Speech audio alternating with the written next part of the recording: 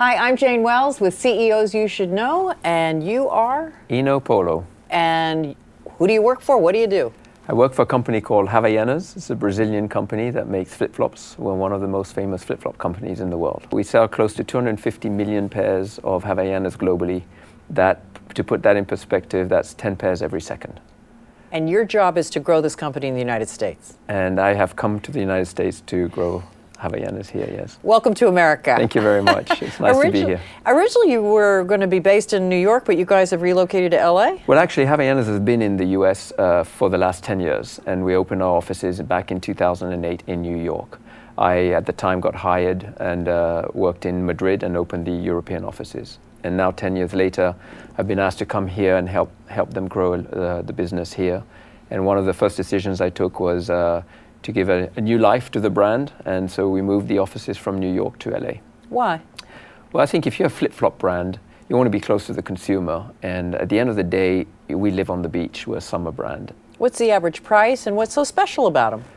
Yeah, the average price is anywhere between, I would say, $25 to $30. That's kind of our core price. We have products that go all the way up to $150 with Swarovski crystals, and then we've done collaborations with Valentino that sold for $600 in their stores. But those are the exceptions to the rule. What's so special about our product? It's, like I said, it's a great product to wear on the beach. It's made out of rubber and not plastic, so it always comes back to its original shape. Especially for Brazilians or people who wear them every day, rubber doesn't smell as opposed to plastic. It doesn't heat in the sun when you leave them on the beach. It doesn't burn your feet when you go back.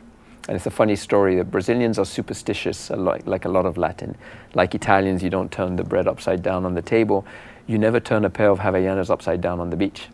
And so if you're going to leave them out in the sun, you want something that doesn't burn your feet when you put them back on. Wait a minute. Why don't you turn them upside down? Is that bad luck? I guess it is. Yeah, for them it's bad luck. I mean, like you don't pass the salt for some, why is that? You know, it's just one of those superstitious things. And so Brazilians adopted the product because of those technical features as well. We're pretty much the #1 brand pretty much everywhere in the world. I mean, Australians think Havaianas is an Australian brand. In the Philippines, in Israel, we have huge, everyone wears Havaianas. In Europe as well, we're the #1 brand there in pretty much all of the countries. We have about 5% market share here. Having said that, there isn't anyone who really dominating with a 40% market share like we had in Europe. How are you going to do that? How are you going to make that brand #1 in the U.S.? I think like all things in life, you just got to keep things, keep a simple vision, get everyone pushing the cart in the same direction. There's a big difference in culture with the American consumer, and I think in our world, especially with the men. Our flip-flops are maybe a little more metrosexual. We don't have the wide lasts. Guys here are big. They're big guys, big feet, and I often use this parallel is, even when you come from Europe, you're not used to seeing guys drive pickup trucks in town. Here, it's really fashionable to wear pickup trucks, to drive pickup trucks. And so I kind of compare that. I said, it's very difficult to change that culture. If I'm in the car industry, it'd be interesting to see how Mini or the Fiat 500 tries to get men in their products here in Texas or in California.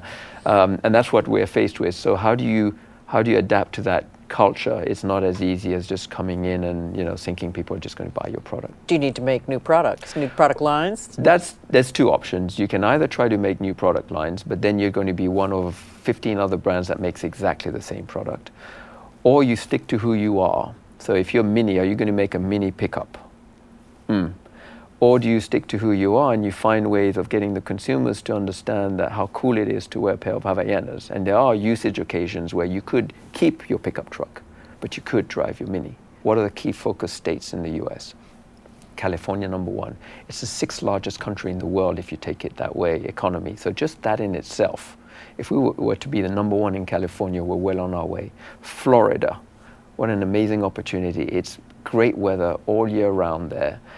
Tourism is great, and so you got Hawaii, which, by the way, our name comes from Hawaii. Havaianas in Portuguese is Hawaiian, because back in the 60s when the brand started, the dream of any Brazilian, the closest you could get to heaven was to go to Hawaii back in the 60s. And so they started this cheap flip-flop and said, we've got to give an inspirational name, hence Hawaii. Where are you from? I'm from Kenya in Africa. That is not what I expected to hear. Tell me about your upbringing and how you ended up being in business. Well, I'm third generation Kenyan. My parents, the grandparents migrated to my father's side to Kenya, my mother's side to Madagascar. So I grew up in Kenya. And okay. How many Kenyans marry Madagascarans? I don't think any, actually.